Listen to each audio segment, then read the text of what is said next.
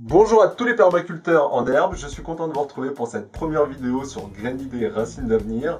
Aujourd'hui, on va voir la technique simple du bouturage. Qu'est-ce que le bouturage? C'est un mode de multiplication végétative par le biais d'un organe isolé. Pour faire plus simple, si vous voulez, c'est passer d'une rose à un rosier. Je vous laisse voir la suite.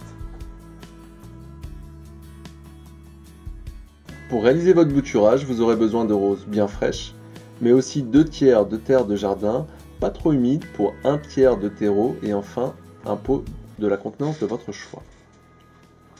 Si vous n'avez pas de terre de jardin, vous pouvez réaliser le bouturage avec 100% de terreau. Je vous conseille l'utilisation de perles d'argile naturelles. Optionnellement, si vous avez un peu de paille et une banane, c'est un plus, j'y reviendrai. Vérifiez si votre pot est percé, sinon percez quelques trous bien répartis, cela permettra à la terre de respirer et un éventuel excédent d'eau d'être évacué. Disposez au fond de votre pot une couche de perles d'argile, elles favoriseront une bonne humidité. Mélangez le terreau à la terre de jardin jusqu'à obtenir un mélange bien homogène. Le terreau rendra votre terre de jardin plus légère, ce qui facilitera l'enracinement.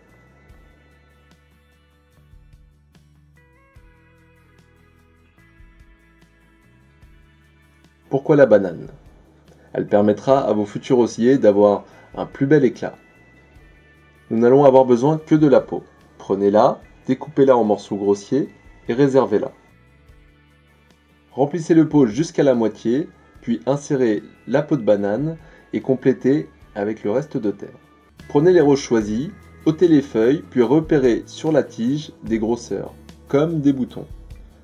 Cela s'appelle des bourgeons. Une fois repérés, coupez à chaque extrémité à 5 cm d'un bourgeon, en biais.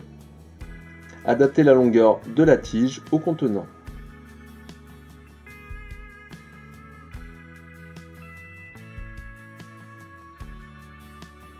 Les tiges prêtes, insérez-les une à une dans le pot en les enfonçant presque jusqu'au fond.